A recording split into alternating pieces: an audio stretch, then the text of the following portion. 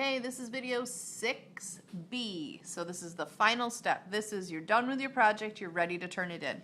So the very first thing you need is to take this tape off. So the trick with taking this tape off is to kind of pull on an angle slowly so you don't rip your paper. So pull very slowly on an angle. I'm not ripping this straight down, I'm pulling kind of to the side and I'm working slowly to take this tape off. If you rip this straight down, you will rip your watercolor paper and you could potentially rip into where you've painted. So go slow. If you need help, ask.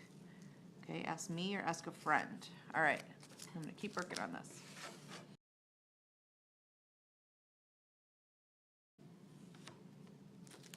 Okay, now that all my tape is off, I'm good to go. So I'm gonna set this aside. You need to make sure that you peel all the tape off these boards and put this back on the shelf where you found it, okay? Throw away all your extra tape. All right, so now you're going to need this, and you're gonna need a sheet of this black paper.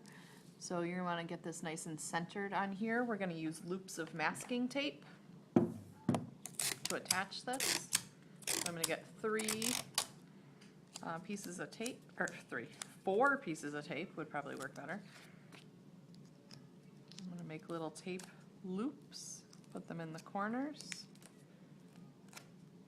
Make sure that the tape doesn't go over the edge of the paper. There's nothing worse than seeing a finished project with a big piece of tape hanging off the edge. So make sure they're enough in on the corners that it's not going to show.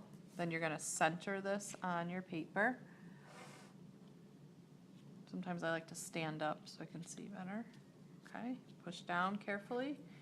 You're going to sign your name to the front in something light so you can see it. I'm going to date mine. You can also come up with a title if you'd like to. Some of these are kind of abstract compositions at this point. So you could come up with kind of an interesting title. That would be awesome. And then on the back, please put your name, your homeroom, and your class period. Okay, make sure you get those three things on the back. Those go on every single thing you turn into me. And then there is a grade slip that you need to fill out. So you are going to fill this out. You're going to put your name at the top. You're going to put your class period in the spot, and then you're going to give yourself a grade on this rubric for each of these categories. I'm not going to read them to you now. You can read, but there's 4 categories. There's a grade scale from 1 to 4. 4 would be A+, exceeds expectations. 1 is needs improvement. Write and total here. And then you need to write a response to each one of these 3 questions. You can write here, you can put a little arrow, you can write on the other side, you can type on your tablet and print it out and turn it into me, however you need to do it to get it done. Then you're going to take these 2 things and turn them in on your grade shelf, please. If you have any questions, come see me or ask a neighbor. Good luck.